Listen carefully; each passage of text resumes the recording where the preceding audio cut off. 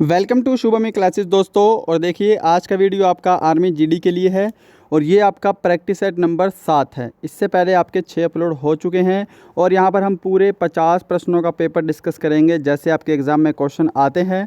तो ये आपका एक कंप्लीट प्रैक्टिस सेट है, आपको पता लगेगा कि आपकी इस समय तैयारी कितनी है। ठीक है, तो उम्मीद करूँगा वीडियो आपको ज़रूर हेल्पफुल लगेगा। चलिए अपना वीडियो स्टार्ट करते हैं। तो देखिएगा ये हमारा भाग 1 है। ठीक है, भाग हमने 4 कवर किए हैं। भाग 1 है, इसके अंदर हमारा सामान्य ज्ञान है। भाग 2 में हमारा सामान्य विज्ञान है और भाग 3 गणित है। भाग 4 हमारा जो है वो रीजनिंग है। तो साथ में कॉपी पेन ज़रूर लेकर बैठना अगर आपको मैथ और रीजनिंग के क्वेश्चन भी करने हैं, क्योंकि ये आपका टेस्ट हो रहा है। यहाँ पे मैं आपको बाद में समझाऊंगा, पहले आपको खुद चेक करने हैं और आपको बताना है कि आपका स्कोर कितना है। ठीक है, तो पहला क्वेश्चन शुरू करते हैं। पहला है, भारत का सबसे बड़ा नदी द्वीप कौन सा है? तो इसका राइट आंसर होगा ऑप्शन ए, माजुली। और ये भारत का नहीं विश्व का सबसे बड़ा नदी द्वीप है और ये ब्रह्मपुत्र नदी पर स्थित है, ये भी आपको पता होना चाहिए। ठीक है, असम में। और दूसरी बात, भारत का सबसे छोटा नदी द्वीप जो है ये उमानंद है, ये सबसे छोटा है, ये भी आपको पता होना चाहिए। ओके, और ये सेम ब्रह्मपुत्र नदी पर और सेम जगह असम में लोकेटेड है। क्वेश्चन नंबर 2 है, नाटो का मुख्यालय कहाँ स्थित है? तो देखिएगा नाटो का जो मुख्यालय है वो है ब्रुसेल्स में, जो कि बेल्जियम में पड़ता है। अगर आपने ऑप्शन ए चूज़ किया है तो आपका आंसर जो है वो बिल्कुल करेक्ट है। क्वेश्चन नंबर 3 है, ललित कला अकादमी की स्थापना किस वर्ष हुई? तो ललित कला अकादमी की स्थापना हुई थी 1954 में और 1954 में ही भारत रत्न भी दिया जाने लगा था, ये भी आपको पता होना चाहिए। क्वेश्चन नंबर 4 है, बिरजू महाराज किस नृत्य से संबंधित हैं? और देखिए ये वाला क्वेश्चन आपके एग्ज़ाम में बहुत बार रिपीट हुआ है और आज की टेस्ट जो है वो अच्छे लेवल की है। ठीक है, इसके अंदर वही आपको कॉन्सेप्ट मिलेंगे जो कि आपके एग्ज़ाम में पूछे जाते हैं। आपको ऐसा लगेगा कि जैसे आप एकदम अपना पेपर दे रहे हैं। तो बिरजू महाराज जो है वो संबंधित हैं कत्थक से। ऑप्शन बे इसका बिल्कुल करेक्ट होगा। कत्थक जो है यह उत्तर प्रदेश यानी कि उत्तर भारत में किए जाने वाला नृत्य है। कथकली आपको पता है यह कहाँ होता है? तो यह होता है केरल में। ऐसे ही भरतनाट्यम जो है यह होता है तमिलनाडु में, ये भी आपको पता होना चाहिए। ठीक है, ओडिसी तो उड़ीसा में ही होगा। क्वेश्चन नंबर 5, भारत के प्रथम टेस्ट क्रिकेट कप्तान कौन थे? तो भारत के प्रथम टेस्ट क्रिकेट कप्तान थे सीके नायडू। ऑप्शन सी इसका बिल्कुल करेक्ट होगा। ठीक है, और लाला अमरनाथ थे भारत में प्रथम शतक लगाने वाले। क्वेश्चन नंबर यहाँ पे हमारा है 6, विजय हजारे ट्रॉफी किस खेल से संबंधित है? तो विजय हजारे ट्रॉफी जो है यह संबंधित है क्रिकेट से। ऑप्शन डी इसका बिल्कुल यहाँ पे सही आंसर होगा। क्वेश्चन नंबर 7 है, फूलों की घाटी किस राज्य में स्थित है? तो फूलों की घाटी ये स्थित है उत्तराखंड में। ऑप्शन बी अगर आपने चूज़ किया है तो ये आपका बिल्कुल करेक्ट आंसर होने वाला है। क्वेश्चन नंबर 8 है, नाथुला दर्रा किस राज्य में लोकेटेड है? तो नाथुला दर्रा है सिक्किम में। ऑप्शन सी अगर चूज़ किया है तो आपका आंसर बिल्कुल करेक्ट है। और दर्रे जो है अपने आप में एक इम्पॉर्टेंट टॉपिक है, आपको ये टॉपिक आना चाहिए। क्वेश्चन नंबर 9 है, सर्वप्रथम पुनः जागरण कहाँ हुआ था? तो पुनः जागरण सर्वप्रथम हुआ था इटली में। ऑप्शन ए इसका बिल्कुल करेक्ट आंसर होगा। क्वेश्चन नंबर 10 है, फ्रांस की राज्य क्रांति किस वर्ष हुई थी? तो यदि आपने ऑप्शन बी चूज़ किया है 1789 तो आपने बिल्कुल सही आंसर चूज़ किया है। क्वेश्चन नंबर 11 है, आत्मीय सभा की स्थापना किसने की? तो देखिएगा ब्रह्म समाज और आत्मीय सभा दोनों की स्थापना की है राजा राम मोहन राय ने। ऑप्शन बी इनका बिल्कुल करेक्ट आंसर होगा। क्वेश्चन नंबर 12 है, भारत में पुलिस सेवा का जनक किसे कहा जाता है? तो पुलिस सेवा का जनक भारत में बोलते हैं लॉर्ड कार्नवालिस को। ऑप्शन बी इसका बिल्कुल करेक्ट होगा। क्वेश्चन नंबर 13 है, अकबर का मकबरा कहाँ स्थित है? तो अकबर का मकबरा ये स्थित है सिकंदरा में। ऑप्शन सी इसका बिल्कुल सही उत्तर होगा। सासाराम में आपको पता होना चाहिए, सासाराम में शेर शाह सूरी का मकबरा स्थित है। और ऐसे ही दौलताबाद में औरंगजेब का मकबरा है। ठीक है, तो साथ साथ कुछ इंपॉर्टेंट चीज़ें बता रहा हूँ जिसको आपको नोट डाउन करना है जो आपको नहीं आती, क्योंकि सभी चीज़ें सभी फैक्ट इंपॉर्टेंट है आपके एग्जाम के लिए। क्वेश्चन नंबर 14 है, महावीर का जन्म कहाँ हुआ था? तो महावीर का जन्म हुआ था ऑप्शन ए कुंडग्राम में। क्वेश्चन नंबर 15 है, भारत के पहले राष्ट्रपति का नाम बताइए। तो वेरी सिंपल और इजी क्वेश्चन, भारत के जो पहले राष्ट्रपति थे वो कौन थे? Doctor Rajendra Prasad. Option A इसका बिल्कुल सही होगा। तो यहाँ पे हमारा भाग 1 कंप्लीट होता है। अब हम भाग 2 करेंगे, सामान्य विज्ञान। क्वेश्चन नंबर 16, पास्कल किसका मात्रक है? तो देखिए पास्कल जो है ये दाब का मात्रक होता है। ऑप्शन बी अगर आपने चूज़ किया है तो आपने बिल्कुल सही जवाब चूज़ किया है। क्वेश्चन नंबर 17 है, 1 इंच में कितने सेंटीमीटर होते हैं? तो ऑप्शन सी 2.54 सेंटीमीटर होते हैं। 18 रासायनिक ऊर्जा को विद्युत ऊर्जा में बदलता है। तो रासायनिक ऊर्जा को विद्युत ऊर्जा में इनमें से कौन सा उपकरण बदलता है? तो ऑप्शन ए विद्युत सेल का यदि आपने चुनाव किया है तो आपका बिल्कुल सही आंसर है। ठीक है, इन क्वेश्चन में थोड़ा सा आपको सोचने का समय लग सकता है, तो देखिएगा आप वीडियो को पॉज कर लेना है ना मेरे आंसर बताने से पहले, उसके बाद आंसर मैच करना। और देखिए कमेंट बॉक्स में आपका स्कोर चाहिए कि आपका स्कोर कितना है, आपकी तैयारी कितनी है। कुछ नए क्वेश्चन होंगे तो आप उनको जरूर अपनी नोटबुक में नोट करेंगे। 19 किसी वस्तु के व्यय को दोगुना करने पर उसकी गतिज ऊर्जा कितनी हो जाती है? ठीक है, तो ये व्यय नहीं है, किसी वस्तु के वेग को 2 गुना करने पर उस वस्तु की गतिज ऊर्जा कितनी हो जाती है? तो 4 गुनी हो जाती है। ऑप्शन बी सही होगा। क्वेश्चन नंबर 20 है, सर्वाधिक विद्युत ऋणात्मकता वाला तत्व कौन सा है? तो सर्वाधिक विद्युत ऋणात्मक तत्व जो है वो है फ्लोरीन। ऑप्शन बी इसका बिल्कुल सही आंसर होगा। 21 है, अमीटर का प्रतिरोध कितना होता है? तो देखिएगा 1 एम्पीयर मीटर का प्रतिरोध कितना होता है? तो इस प्रश्न का बिल्कुल सही उत्तर होगा ऑप्शन ए 0 होता है। 22 है, विद्युत मोटर किस सिद्धांत पर काम करती है? तो विद्युत मोटर काम करती है फैराडे के नियम पर। ऑप्शन बी सही होगा। 23 है, कैलकुलेटर का आविष्कार किसके द्वारा किया गया? तो ऑप्शन डी पास्कल के द्वारा कैलकुलेटर का आविष्कार किया गया। 24 किसे कंप्यूटर का पितामह कहा जाता है? तो बिना समय गंवाते हुए ऑप्शन सी आपका सही आंसर होगा, चार्ल्स बेबेज को। 25 है, मानव शरीर में कौन सा तत्व सर्वाधिक मात्रा में पाया जाता है? तो ऑप्शन डी आपका यहाँ पे बिल्कुल सही उत्तर होगा, ऑक्सीजन। 26 है, उदासीन घोल का पीएच मान कितना होता है? तो जो उदासीन घोल होता है उसका पीएच मान कितना होगा? 7 होगा। 27 इमली में कौन सा अम्ल पाया जाता है? तो कौन सा होता है? टार्ट्रिक अम्ल होता है। 28 है, आधुनिक आवर्त सारणी में वर्गों की कुल संख्या कितनी है? तो कितनी है जी? 18 है। 29 है, किस जीव को किसान का मित्र कहा जाता है? तो किसको बोलते हैं? केचुए को बोलते हैं। और क्वेश्चन नंबर 30 है, किसकी कमी से घेंगा रोग हो जाता है? तो किसकी कमी से होता है? आयोडीन की कमी से होता है। क्वेश्चन नंबर 31, प्रकृति में ज्ञात सभी एंजाइम क्या हैं? तो ऑप्शन ए अगर आपने चूज़ किया है प्रोटीन तो बिल्कुल सही चूज़ किया है। क्वेश्चन नंबर 32 है, मानव शरीर की दूसरी सबसे बड़ी ग्रंथि कौन सी है? तो यहाँ पर बात कर रहे हैं दूसरी की, तो दूसरी कौन सी है? अग्नाशय है। ऑप्शन बी सही होगा। और पहली ग्रंथि है यकृत। अगर आपने ऑप्शन ए यकृत चूज़ किया है तो आपका आंसर गलत है, क्योंकि यकृत जो है वो पहली सबसे बड़ी ग्रंथि है और दूसरी सबसे बड़ी ग्रंथि है अग्नाशय। ठीक है। क्वेश्चन नंबर 33 है, भोजन का अवशोषण कहाँ होता है? तो सभी को पता होगा छोटी आंत में भोजन का अवशोषण होता है। 34 है, पुरुष जीन संगठन कैसा होता है? तो कैसा होता है? एक्स और वाई, है ना। ऑप्शन बी बिल्कुल सही होगा। और एक्स एक्स क्या होता है? तो ये होता है फीमेल का। क्वेश्चन नंबर 35 है और साइंस का लास्ट क्वेश्चन है, विटामिन ए का रासायनिक नाम क्या है? तो विटामिन ए का रासायनिक नाम है रेटिनॉल। ऑप्शन ए बिल्कुल सही होगा। तो गाइज यहाँ पे आपका जीके का पूरा पोर्शन कंप्लीट होता है, आपका जनरल साइंस और आपका सामान्य ज्ञान। ठीक है, तो यहाँ से हमारे भाग 3 यानी कि गणित के क्वेश्चन स्टार्ट होते हैं। तो अब आपको कॉपी पेन लेकर यहाँ पे बैठना है। पहले आपको वीडियो पॉज करनी है, क्वेश्चन सोल्व करना है और मेरे आंसर के साथ मैच करना है कि आपका क्वेश्चन यहाँ पे सही है या गलत है। ठीक है, और देखिए आप इसकी पीडीएफ भी डाउनलोड कर सकते हैं, डिस्क्रिप्शन में आपको लिंक मिलेगा। आप वहाँ पे टेलीग्राम चैनल को ज्वाइन कीजिए, वहाँ पे आप इसकी पीडीएफ डाउनलोड कर सकते हैं। ठीक है, तो देखिए 2 चैनल है वहाँ पे, एक है हमारा जहाँ पे आपको पीडीएफ वगैरह मिलेंगी, है ना, स्टडी मटेरियल, और हमारा दूसरा चैनल है जहाँ पे आपको डाउट डिस्कशन का चैनल है, वहाँ पे आप अपने डाउट डिस्कस कर सकते हैं, उसको भी ज्वाइन कीजिएगा। आपके कोई डाउट हैं उसकी फ़ोटो खींचिए और ग्रुप में अपलोड कीजिए, आपको वहाँ पे जल्दी सॉल्यूशन मिलेगा। ठीक है, तो ये दोनों सुविधाएं आपके लिए हैं, उसका जरूर लाभ उठाइएगा। 36 स्टार्ट करते हैं। एक समबाहु त्रिभुज का क्षेत्रफल 400√3 वर्ग मीटर है, इसका परिमाप क्या होगा।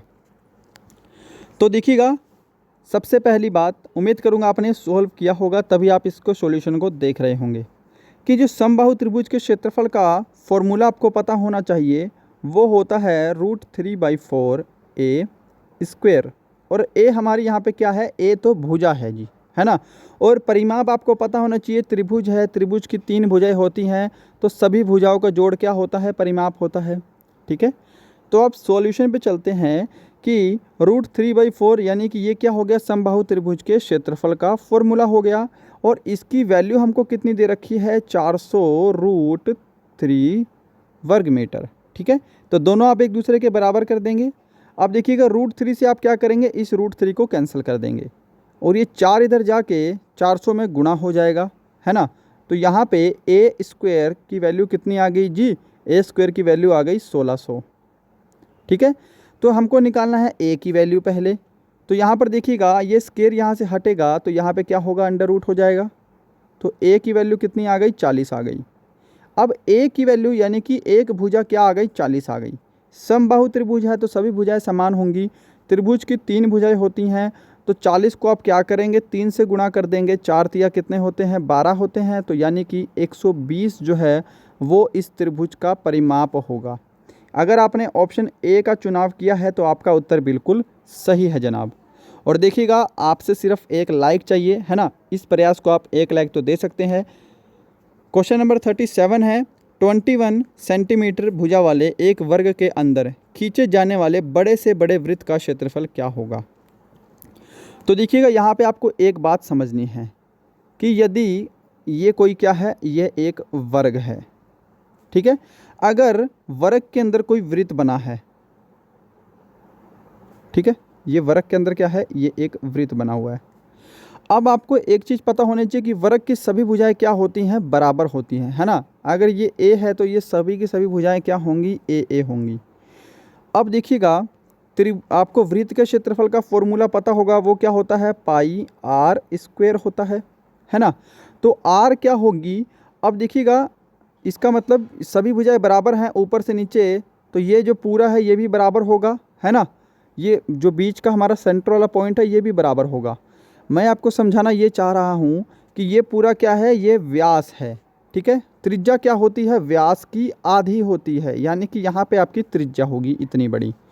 अब a की लंबाई कितनी है, 21 सेंटीमीटर है, तो त्रिज्या कितनी होगी, इसकी आधी होगी। याद आपको रखना पड़ेगा कि अगर किसी वर्ग के अंदर कोई वृत्त बना है तो वर्ग की भुजा का जो आधा होगा वही वृत्त की त्रिज्या होगी। ठीक है, वही वृत्त की त्रिज्या होगी। तो यहाँ से आपको पता लग गया कि जो वृत्त की आर है यानी कि त्रिज्या है वो क्या हो गई, 21/2 हो गई। अब आप इस क्वेश्चन को डायरेक्ट देखेंगे, अगर आपके पास एग्जाम में क्वेश्चन आएगा तो 21 सेंटीमीटर अगर किसी वर्ग की भुजा है तो त्रिज्या क्या होगी, 21/2, आप ऐसे डायरेक्ट लिखेंगे। ठीक है, और वर्ग के क्षेत्रफल क्या होता है, πr² होता है ना।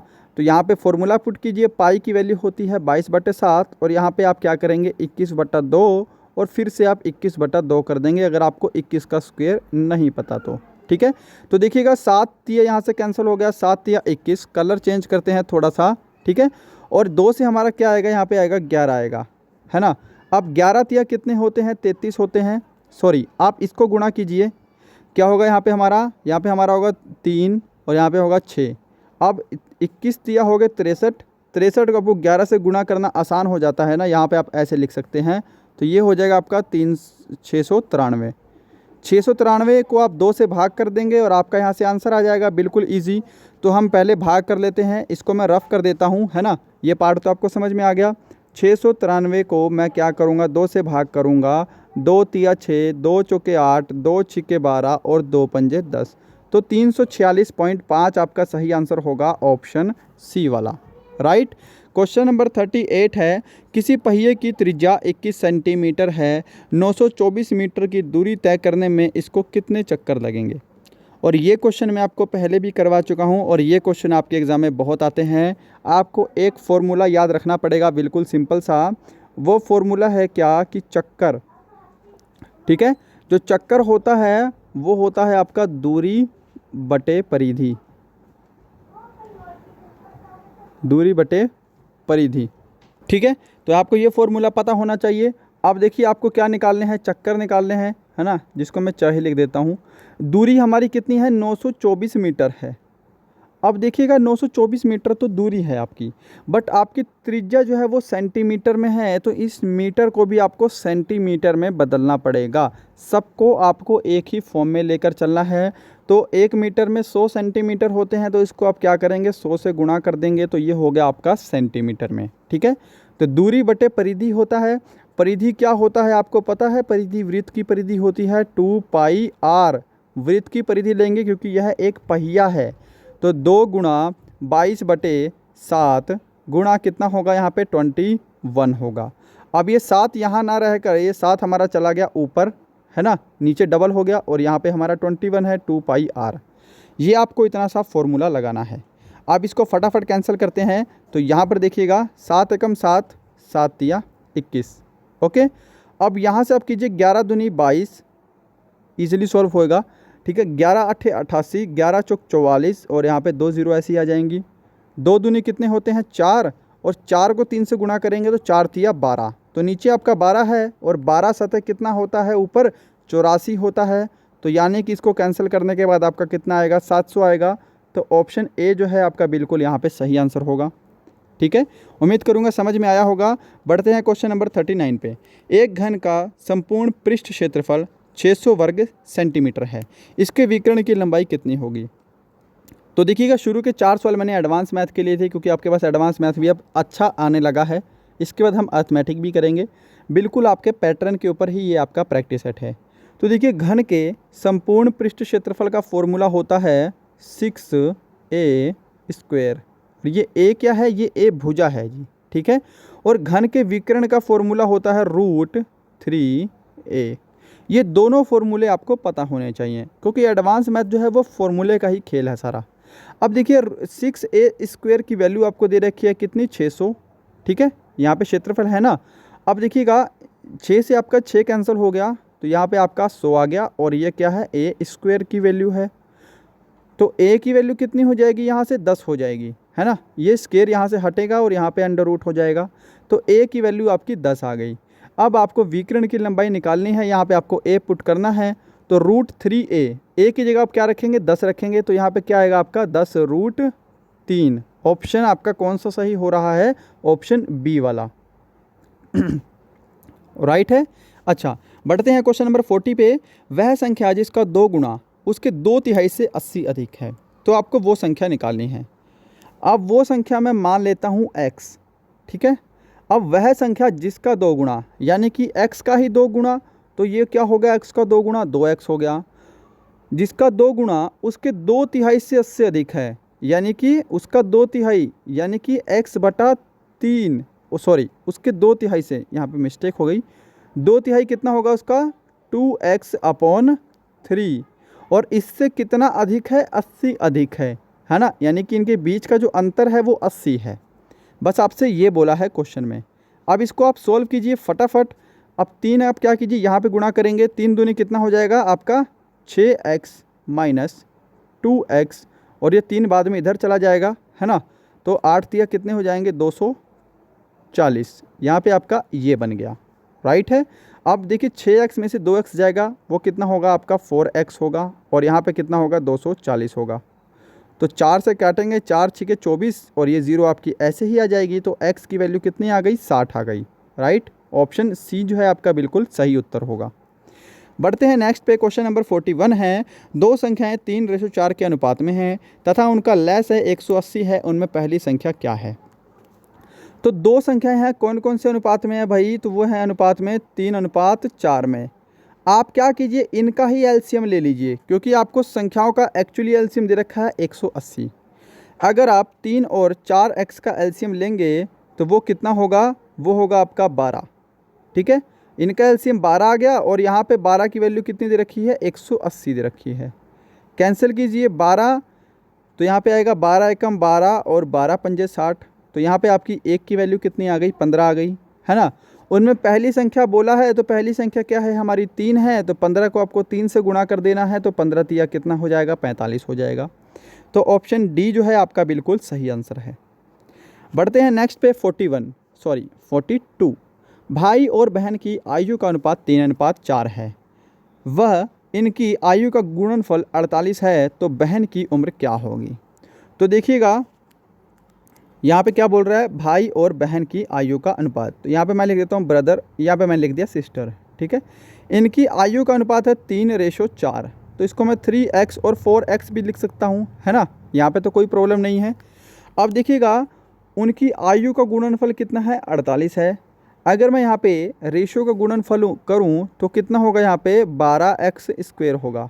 वो क्या होगा, रेशियो का गुणनफल है 12x², और जिसकी वैल्यू दे रखी है हमको 48, है ना। ये रेशियो का गुणनफल हो गया, ये सारा गुणनफल हो गया उम्र का। तो कैंसिल कीजिए, 12 एकम 12 और 12 चौके 48। तो देखिए यहाँ पे ध्यान से, x² की वैल्यू है 4, है ना। तो x की वैल्यू कितनी हो जाएगी, यहाँ से 2 हो जाएगी, ठीक है। इतनी चीज़ आपको समझ में आ गई। अच्छा, अब x की वैल्यू आ गई 2। पूछा है बहन की उम्र क्या होगी। सिस्टर का कंपोनेंट क्या है भाई, 4 है ना, तो 2 को आपको 4 से गुणा कर देना है। 4 दूनी कितने होते हैं, 8 होते हैं। तो ऑप्शन आपका बी वाला बिल्कुल सही होगा। क्वेश्चन नंबर 43 है, 90% का कितना प्रतिशत 243 होगा। तो चलिए सॉल्व करते हैं। 90% को हम लिखेंगे 90/100। का कितना प्रतिशत, का मतलब गुणा, कितना प्रतिशत जो कि हमको निकालना है, x/100 लिखेंगे क्योंकि प्रतिशत है। कितना होगा, 243 होगा, ठीक है। ये आपको दे रखा है। तो 1 0 से आपकी 1 0 कैंसिल हो गई। अब 9 से आप कैंसिल करेंगे सामने वाला, तो देखिएगा 9 दूनी 18, 9 7 63, तो 27 पे कैंसिल हो गया। अब देखिएगा यहाँ पे 100 और 10 यानी कि क्या है, नीचे 1000 है, और ये 1000 इधर जाके 27 में गुणा हो जाएगा।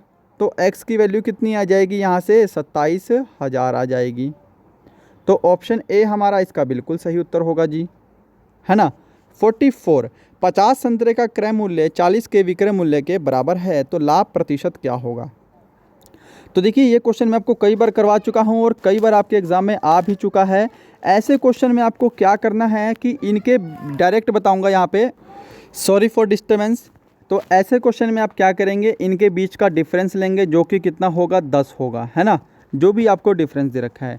और जो विक्रय मूल्य के वाली वैल्यू है, विक्रय मूल्य वाली वैल्यू कितनी है, 40 के विक्रय मूल्य के बराबर है। तो यहाँ पे आप क्या लेंगे, नीचे 40 लेंगे और प्रतिशत के लिए आपको गुणा 100 करना है। ये मैं डायरेक्ट अप्रोच बता रहा हूँ, ठीक है। आपका एग्जाम में टाइम भी बचेगा, तो 25% जो है यहाँ पे आपका करेक्ट आंसर होगा। बट आपको ध्यान रखना है, क्वेश्चन में ऐसे भी आ सकता है कि 50 संतरों का विक्रय मूल्य 40 के विक्रय मूल्य के बराबर है, तब वहाँ पे कुछ और ट्रिक लगेगी, है ना। वहाँ पे ये ट्रिक आपकी नहीं लगेगी। वो क्वेश्चन हम अगली एक्सरसाइज में कवर करेंगे। अगर 50 संतरों का क्रय मूल्य इतने संतरों के विक्रय मूल्य के बराबर है, तब आपको ये ट्रिक लगानी है, इनके बीच का डिफरेंस लेना है और विक्रय मूल्य वाली वैल्यू आपको नीचे रखनी है, ठीक है। अच्छा, बढ़ते हैं नेक्स्ट पे। 45 है और मैथ का लास्ट क्वेश्चन है, 0.02 और 0.32 का मध्यानुपाती क्या होगा। तो देखिएगा जो मध्यानुपाती होता है उसका फॉर्मूला होता है √a/b, है ना, a गुणा b। तो ये a है, ये आपका b है। अब यहाँ पे मैं आपको ईजी वे बता देता हूँ क्योंकि आप पॉइंटों में उलझिएगा मत। तो देखिएगा इसको आप क्या लिख सकते हैं, 2/100 लिख सकते हैं, है ना, क्योंकि 2 के बाद पॉइंट है, गुणा 32 को आप क्या लिख सकते हैं, 0.32 को 32/100 लिख सकते हैं, ठीक है। और ये सारा आपका अंडर रूट में है, √ab है, समझ गए। अब 32 दूनी कितना होता है भाई, तो 32 दूनी होता है 64, और यहाँ पे 100 × 100 यानी कि नीचे कितना हो जाएगा आपका, नीचे आपकी ये वैल्यू आएगी, ठीक है। और ये सारा आपका अंडर रूट में है। अब अंडर रूट में है तो ये किसका वर्गमूल है, 64, तो ये वर्गमूल है 8 का, ठीक है। 64 का वर्गमूल 8 होता है, सॉरी। और 10,000 का वर्गमूल कितना होगा, तो 10,000 का वर्गमूल होगा यहाँ पे आपका 100, ठीक है। तो ये आपका वर्गमूल हट गया। अब अब आपका 8/100 है, तो उसका आप क्या लिखेंगे, 0.08। तो यहाँ पे आपका ऑप्शन बी बिल्कुल सही होगा। अब बढ़ते हैं हमारे रीजनिंग की तरफ। भाग 4 है आपका, और देखिएगा वीडियो को ज़रूर लाइक और शेयर कीजिएगा। उम्मीद करूँगा आपको वीडियो बहुत अच्छी लग रही होगी, हेल्पफुल लग रही होगी। बहुत सारा कंटेंट अवेलेबल है, उन सभी को जाकर आप देख सकते हैं। क्वेश्चन नंबर 45 है, इंडोनेशिया से जकार्ता बन रहा है, तो यमन से क्या बनेगा, ठीक है। तो देखिएगा इंडोनेशिया की राजधानी क्या है, जकार्ता है। यमन की राजधानी क्या है, यमन की राजधानी है सना, तो यहाँ पे आपका सन आ जाएगा। ठीक है, तो यहाँ पे आपका सन आएगा। क्वेश्चन नंबर 47 देखिएगा, यहाँ पे आपको रीजनिंग बताना है। और देखिए इसमें मैंने आपको ऑप्शन नहीं दिए हैं क्योंकि रीजनिंग में मैं समझता नहीं कि आपको ऑप्शन की ज़रूरत पड़ेगी, आप ऐसे भी सॉल्व कर सकते हैं, है ना, इसलिए मैंने वन लाइनर बना दिए। तो देखिएगा ये क्या है, JKL, है ना, M और N को आपको छोड़ दिया, आगे के 2 अक्षर छोड़ के OPQ, फिर यहाँ पे R और S को छोड़ दिया TUV। हमको क्या करना है, W और X को छोड़ देंगे, है ना, TUV W X को छोड़ देंगे तो यहाँ पे क्या बनेगा, Y Z और A, है ना। तो आपकी ये सीरीज चल रही है। 48, अब यहाँ पर देखिए ये अपोजिट लेटर की सीरीज है। D का अपोजिट W है, E का अपोजिट V है, F का अपोजिट U है। तो यहाँ पे क्या होगा, DEF, G का अपोजिट क्या होगा, T होगा। तो आपका ऐसे होगा, नहीं तो आप इसको बेसिक से भी कर सकते थे। बेसिक आपका क्या है, DEFG, सॉरी, ओके बिल्कुल राइट है। ठीक है, थोड़ा सा माइंड ऐसे हो गया था। अच्छा 49 क्वेश्चन देखिएगा आपका, उम्मीद करूँगा समझ में आ रहा होगा। 49 है आपका, यहाँ पे 45 से 20 है, 64 से 24 है, 78 से आपका क्या बनेगा। तो देखिएगा 45, 4 को इसको गुणा कर रखा है, 4 पंजे 20, 6 गुणा 4 24, 7 8 कितना होता है, 56 होता है। ठीक है, अब यहाँ पे आपको दे रखा है रिंग को आप ऐसे लिख सकते हैं, तो सेव को आप कैसे लिखेंगे। तो देखिएगा R के बाद S है, I के बाद J आता है, N के बाद O आता है, G के बाद H आता है। ठीक है, तो ये बिल्कुल सही है, एक एक अक्षर बढ़ रहा है। ऐसे ही S के बाद क्या आएगा, T आएगा, A के बाद B आएगा, V के बाद क्या आएगा, W आएगा, और E के बाद क्या आएगा, F आएगा। तो आपका ये सीरीज बन रही है। तो गाइज ये थे आपके टॉप 50 क्वेश्चन, एक आपका कंप्लीट प्रैक्टिस सेट। थोड़ी सी बैकग्राउंड नॉइस आ रही थी, उसको आप अवॉइड करना, ठीक है, क्योंकि आपको यहाँ पे सिर्फ एजुकेशन से मतलब है। तो यही था आज का वीडियो, उम्मीद करूँगा वीडियो आपको ज़रूर हेल्पफुल लगा होगा। मिलते हैं नेक्स्ट वीडियो में किसी टॉपिक के साथ, तब तक के लिए bye bye and thank you.